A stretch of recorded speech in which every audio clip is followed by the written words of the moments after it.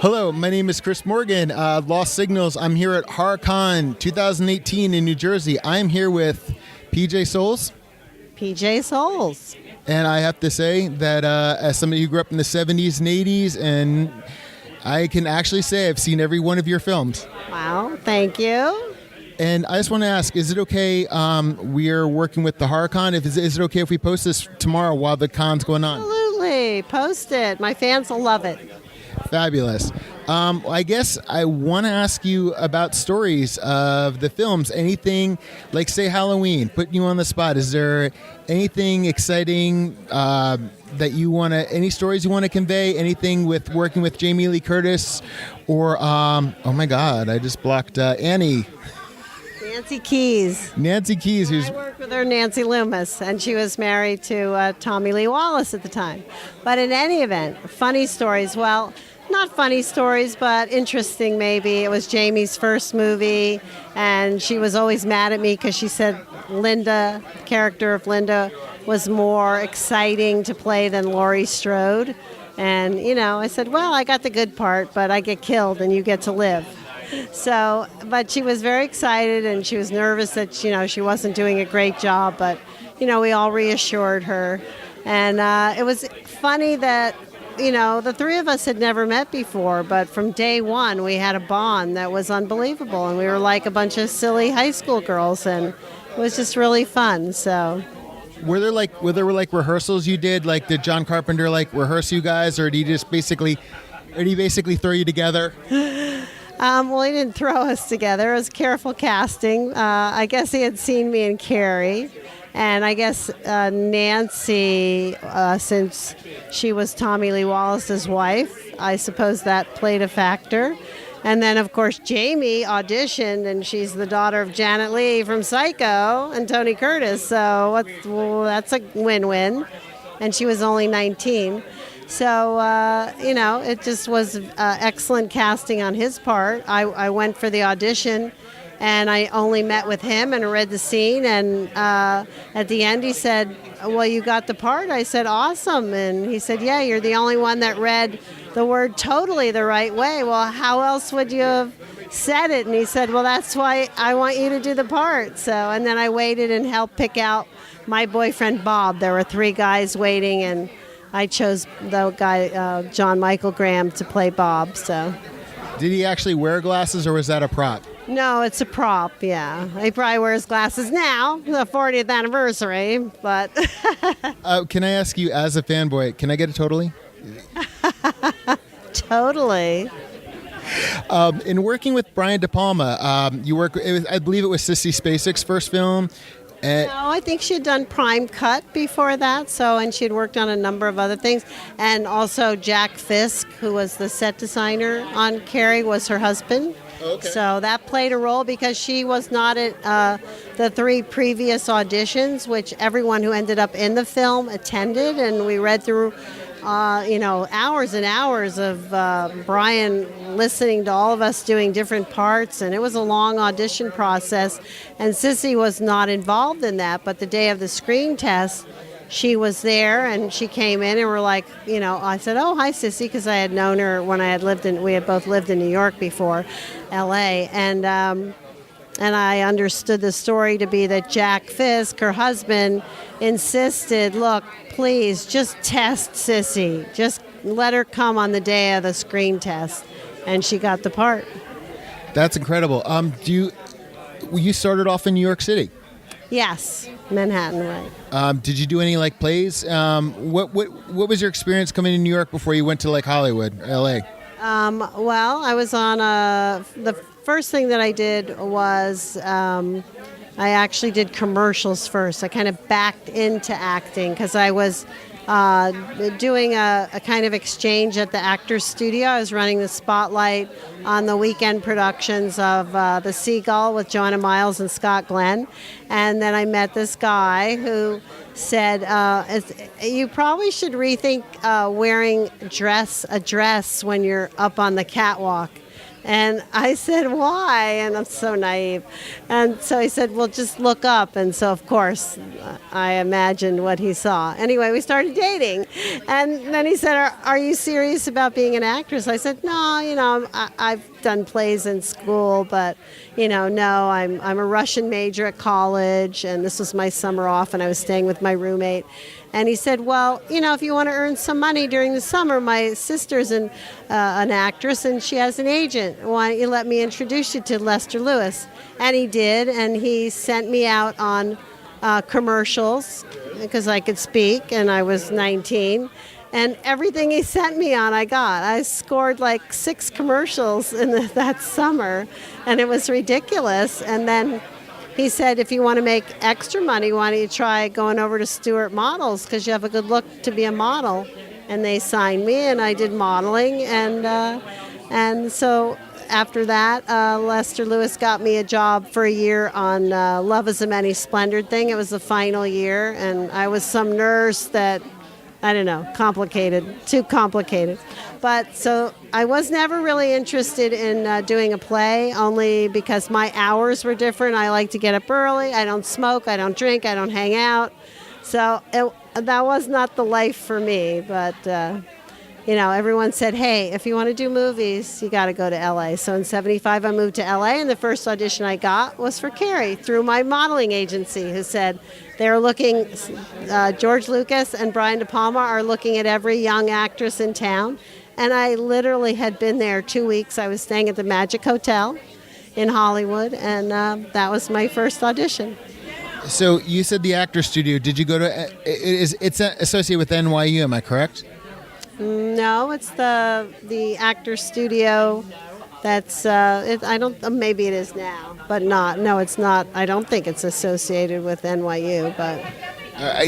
Only reason I ask is because I remember the same place with James Lipton. Is that correct, or am I making an idiot of myself? Oh no, that's a show that he has.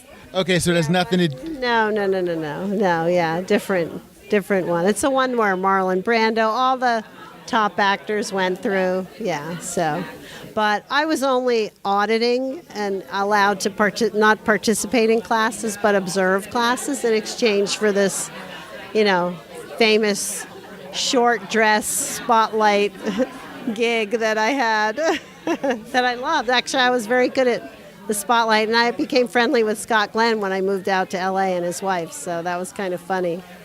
That's really cool. Okay, growing up in the New York, New Jersey area, because I grew up in New Jersey, is there any commercials I may have seen you on while I'm watching like TV with my parents at night? Yeah, but you're so much younger. There's no way. Yeah, but I have a good memory. Like, you know what? It's the amazing power of YouTube. There's a bunch of commercials, Soft and Dry, Pizza Hut. There's commercials I go, oh my God, that's so Kentucky Fried Chicken. I'm like, wow. So if you put into YouTube PJ Soul's early 70s commercials, they'll come up. That's awesome. Is there anything you want to share, like with Stripes? I had heard you talking about the kitchen scene, and when action hit, what happened? Well, I mean, the action hit only after it was raining. It was 3 o'clock in the morning. The scene was just one page. We're supposed to show that Stella and John get together with a kiss, but obviously we couldn't go out in the rain. And so we came into this house that we were used for Sean and Harold's scene. And Bill just walked into the kitchen and opened the refrigerator, took out a carrot. And I said, what are you going to do with that? And Ivan Reitman, the director, knows Bill. He's like, bring the camera in here. And it was just magical, is all I can say, because from that moment, they put the camera on and we did the whole scene, and then we came in for coverage. It literally took 30 minutes, 45 minutes to film it, 3 o'clock in the morning. And then that, to me, is the most precious scene. I love that scene, and all I did was react to him. And I always wondered, the guy that owned the house or girl, did they ever think, wow, he's going through all our drawers and taking out our ice cream scoop and our rolling pin? We got to wash that stuff. But it turned out really funny.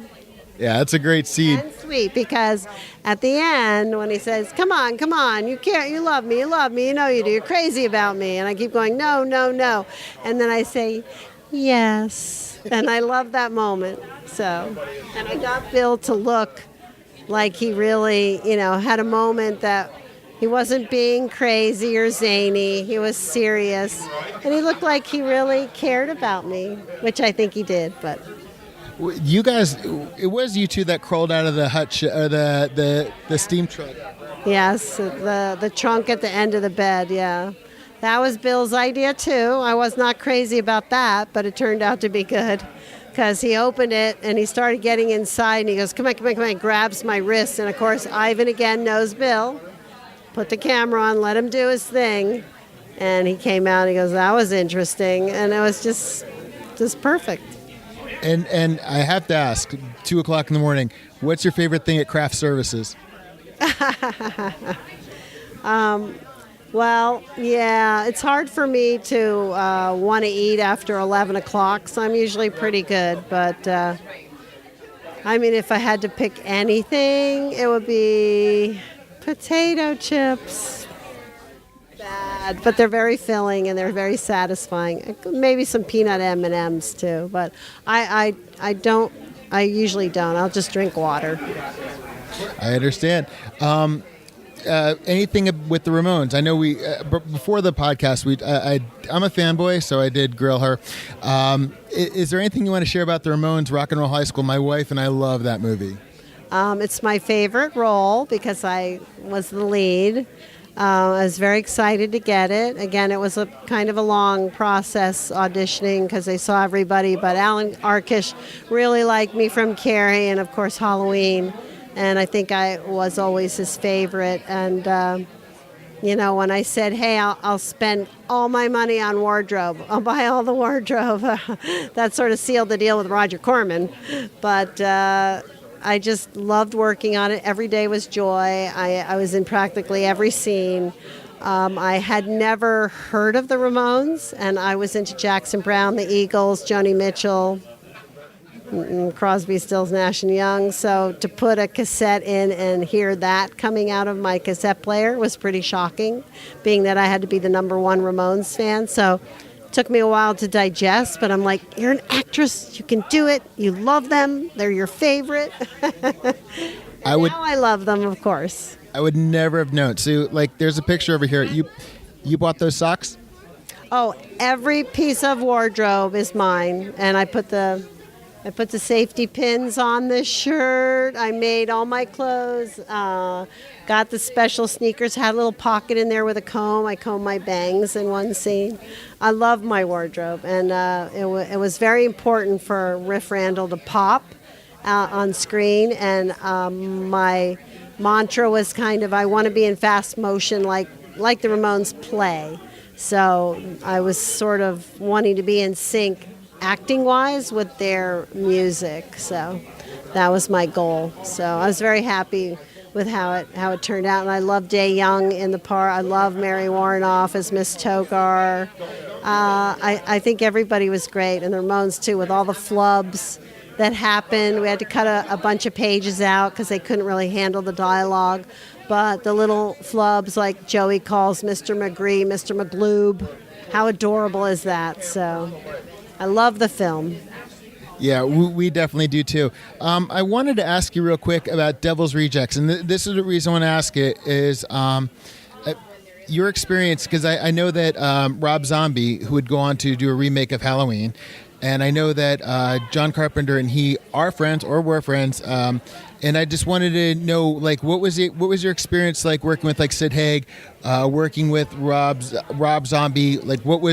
How was it working on Devil's Rejects? Well, it was only one day of shooting, of course. It was just a cameo. And I auditioned originally and didn't hear anything. And 3 months later, they gave me a location. And I'm like, okay, I didn't know I got the part. Nice of them to tell my agent. In any event, I had heard that Rob was a fun guy. Again, I never really had heard about his music, but of course you know about Rob Zombie. I mistakenly watched House of a Thousand Corpses, and when my agent said you're booked, I went, well, I don't know. And then, obviously I don't get killed in the scene, so okay. All right, and hopefully this one is going to be better than House of a Thousand Corpses, which it was. And so I brought, just because I figured, all right, he'll have a sense of humor. And there's this group, Local H, that had a CD called Whatever Happened to PJ Souls. And since he's into music, I thought I'll give it to him. And mistake, he every time we cut, he put it on, and everybody on the set was, PJ Souls, PJ Souls. So funny, but not funny. And then it was great working with Sid. He choreographed the whole punch scene. The first time he went to punch me, I turned the wrong way, and he hit me, and I'm like, ouch. But he didn't hit me that hard. But he's like, don't you know how to do a stunt, lady? And I'm like, okay, sorry. And then at lunch, I'm eating my salad, getting my 30-minute break, and Rob comes walking along, his arms filled with posters, DVDs, pictures, and it plops down on the table. I'm like, well, what? And he goes, oh, just, can you sign these to me? I'm like, okay. So I was like, all right, I guess that's why I got the part, 15 free autographs, but whatever. I mean, to be honest with you, as a fan of White Zombie and knowing Rob Zombie, I know he's also a fanboy. So he and Johnny Ramone were friends, and they were both collectors. And in fact, they have one more story that, we became friendly after that movie, invited me to a couple parties, and I'm forever grateful because he did invite me to a little backyard barbecue that Johnny Ramone was at, and it was 3 months before Johnny passed away, and I hadn't seen him in a long time, and it was wonderful to hug him, and, everyone knew that, he had been having his diagnosis for 10 years, and he didn't look that great. But in any event, after he passed away, then Rob invited me to his 40th birthday party. And I was like, God, what do you give a guy that's got everything? And I already signed stuff to him. And he told me his favorite movie was Halloween. So I have all my scripts. My Halloween script was in a pretty yellow, dilapidated shape, one paperclip clinging all the pages together, no cover, but it had my notes in pencil on my scenes. And I thought, my kids have the stripes, they have rock, they have all the other scripts, they won't miss the Halloween script, and they won't, because whatever. Sorry, Sky and Ashley. And anyway, so it's pouring rain, this party's at a nightclub. I go in, and there's a stack of presents. I've wrapped my script. It's thin, but I just wrapped the script. I should have put it in a box, maybe. Walk in, I put it on the pile. I'm like, oh, my God, it's going to be lost. It's going to get run over. The assistant's going to bring it out. It's going to drop in a puddle. Somebody's going to run over it. He'll never get it. And then Nick Cage walks in with a shrunken head, and everyone's gathering around. And I'm thinking, okay, that's his favorite present. Cut to Sunday morning, 6 a.m., my phone rings. In those days, we had answering machines. I'm like, who's calling on Sunday at 6 a.m.? I'm letting the answering machine pick it up. Forget it. Can't be important. My kids are here with me. So in any event, I listened to it, and it's Rob. Oh, my God, it's like Christmas morning. This is the best present I've ever gotten in my whole life, and I love it so much, and nobody's hands are ever going to touch it. I'm going to wrap it and shrink wrap. It's going in my vault, and I love it so much. Thank you. I wish I still had the message, but I moved. I was going to say the same thing. I wish I had heard that. It was awesome. I mean, again, as a fanboy, to hear you say that, I'm like, crying. Yeah, I do that a lot. Aww. I'm okay with crying. It's not too hard, but as a fanboy, I'm like, oh my God, that message. I wish you had the message still. I know. I should have, but back in those days, you don't think, what was that, 2008, I think, you don't think of keeping things like that, but I should have. But I think the answering machine phone was attached in some way, and my ex-husband had drilled holes through the wall and connected it so that it was sitting on the kitchen counter. And so it was very hard to take off. And I don't know, I guess it wasn't a cassette or anything. But anyway, when I sold my house, I left the answering machine and the phone there. So I don't know. Maybe it's still on there. So the next owner's like, oh my God, Mom, Mom, Rob Zombie's calling PJ. Zombie. Well, exactly. That would be a funny epilogue. Anyway, so, I think it's possible because he read the script and he looked through it. Maybe he started thinking maybe I could do the remake. So maybe, that was the germ right there, the little seed for him doing the Rob Zombie Halloweens. But he didn't have me in them, so. Yeah, I was going to say, I mean, I know that, John Carpenter was like, I sit on my couch and extend my hand. And, but with Devil's Rejects, and I don't want to keep you too long, but with Devil's Rejects, where was it shot? I mean, you said it was kind of like last minute, like, hey, get on location. Did you like just show up and they're like, hey, here are your sides. You're going to make up. Oh, no, they sent me the sides. They sent, yeah. I mean, I had about a week to, because like I said, then I rented House of a Thousand Corpses, and no, but I love the scene and the part. But I think everything was shot out in the Lancaster, Palmdale area. But I had to be there at 6 a.m., and I'm so glad my boyfriend drove me because it was off this canyon road that at 5:30 in the morning was still a little dark. And it was really spooky, and then it was just windy and dusty, and then you come upon this one little, the little store that we used, and then they had brought in the phone booth, I think, because remember he's in a phone booth, his phone breaks it, and then and then my car was there, so a very spooky location, but. Okay. I used to live in Southern California for a while, and I used to have to. I was supposed to do sound on a movie that, as far as I know, is still in pre-production, and I was like, there were times I'd have to commute from Ojai to Glendale for my day job. Oh, that's some commute. Yeah. Ojai to Glendale. Yeah. Wow. So like this commute, that's what reminded me of it. Where were you going? Because I'm not familiar where Lancaster. Palmdale, it's the 14. If you go up the 5, it splits off to the 14, and it's the Lancaster area. It's I don't know what it's like where Van Nuys Airport is, and then you see this hole where the planes all fly through. It's on the other side of those mountains, so on the other side of the San Fernando Valley. Basically, the other side of where I believe. Kind of on the way going up to if you would go to Vegas. You would take that road, but then there's this 14 that, you take, and that goes to the Lancaster, Palmdale area. So somewhere in there. I don't know. I couldn't take you there now. I know you that. I mean, it was just like you said that. I'm like, oh my God. I can empathize with that commute. I can't see that is comparable to your commute from Ojai to Glendale, but no, I was going to go work at. It's not spooky, but mine was a spooky ride. I had to open up a Starbucks in Glendale at like 5 in the morning, so I had to leave Ojai at 3. So it got spooky. Wow. Yeah. Why didn't you open up have a job in Ojai? Because I was living on couches, and I was interning at a post-production house in Hollywood, and I was trying to do something on the back end, and so they talk about. Closest couch was Ojai? Well, no, Ojai, Burbank, and Santa Monica. Burbank would have been good for Glendale, yeah. Well, it depended on who was letting me use their couch that night. Let's put it that way. All right. Well, you've paid your dues. I'll try. PJ, is there anything you want to share with us before we go? I mean, I know it's getting late, and you've given us so much of your time, and we really appreciate it. Do you have anything coming up? Is there anything you would like to leave our audience with?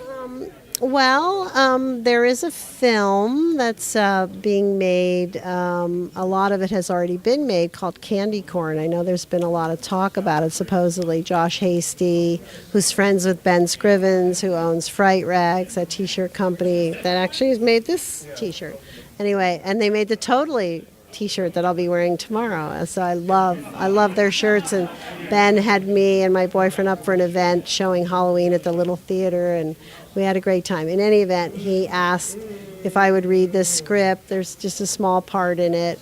And because of him and because of Josh Hasty having actually done the making of 31 with Rob Zombie, I thought, all right, because I get sent a lot of scripts, and, most of them are, thank you, no thank you.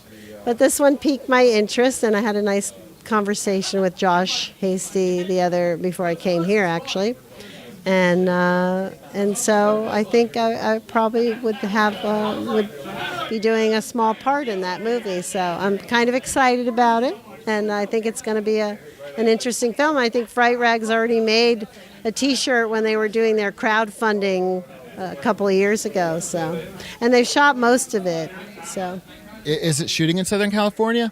They're going to do just the interiors. They shot most of it in Ohio, where the actual event that it's based on took place in the 80s. So, and that's where Josh Hasty lives. So that's why it was, he has a production company there, and that's why they chose, obviously, to shoot it there, because also it's based on the true story. So. And the true story, I'm sorry. No, I can't tell you anymore. Okay, confidential. I might be in it. Probably will.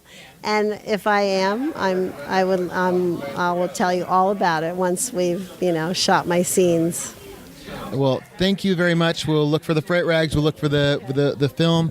PJ, thank you so much for your time. And you're very welcome. And it's wonderful to be here at the New Jersey HorrorCon. Even though it's raining and snowing, so many people turned out. So we're going to have a fun Saturday tomorrow, I think. Thank you so much again for your time. This is Chris Handshake. This is Chris Morgan from HorrorCon 2018.